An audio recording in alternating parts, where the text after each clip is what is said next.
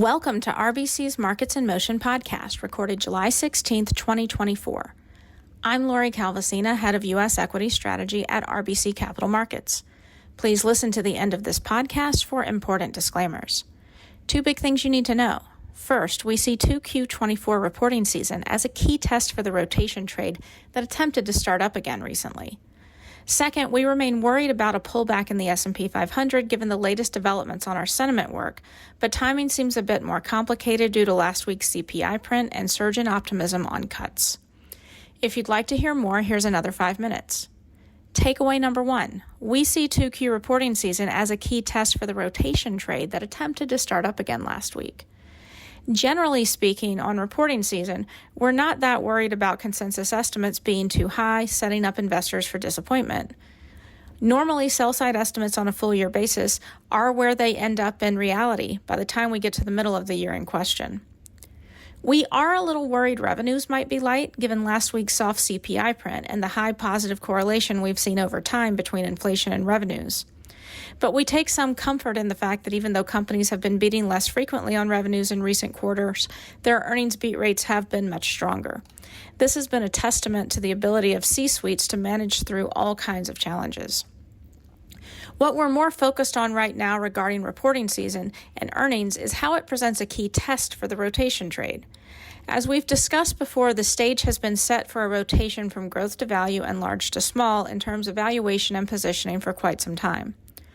On positioning, for example, CFTC data has been showing NASDAQ 100 futures positioning back near all-time highs in recent updates. At the same time, CFTC data on Russell 2000 futures positioning recently broke below SVB lows. Clearly, megacap growth has been overowned and small cap has been underowned. Fed rate cuts, which historically benefit small caps relative to large caps, were the trigger that helped spark the small cap reversion trade. But for the rotation that's been underway the past few days to be sustainable, we do think the earnings backdrop needs to cooperate.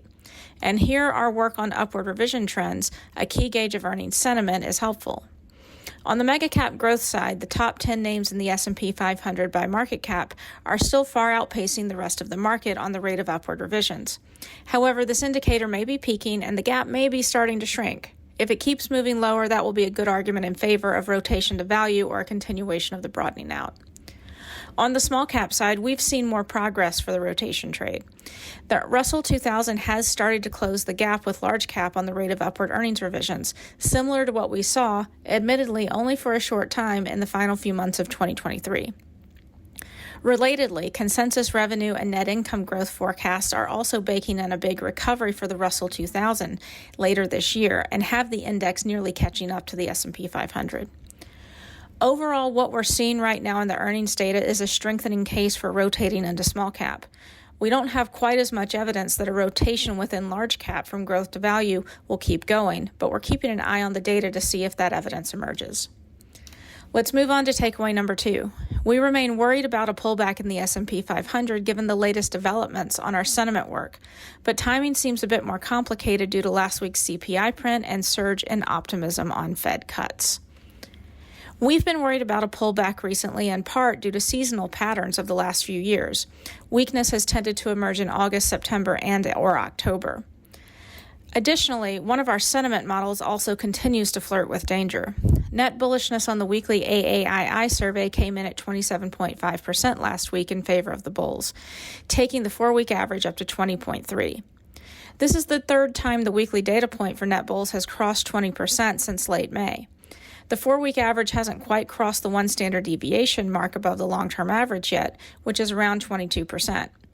But these readings nevertheless are starting to remind us of those seen from late February to mid-April 2024, which were consistently above 20%. In this context, we continue to be worried that the risks of a short-term pullback in the U.S. equity market have grown and are continuing to grow. The S&P 500 is typically flat on a 3-month forward basis after hitting that 1 standard deviation mark. Increased confidence around Fed cuts complicates our thoughts on the timing of a pullback, however, especially if September ends up being the first cut. In recent cycles, the S&P 500 has tended to rally into the first cut, but then pull back a bit in the months after it occurs. That's all for now. Thanks for listening, and be sure to reach out to your RBC representative with any questions. This content is based on information available at the time it was recorded and is for informational purposes only. It is not an offer to buy or sell or a solicitation, and no recommendations are implied. It is outside the scope of this communication to consider whether it is suitable for you and your financial objectives.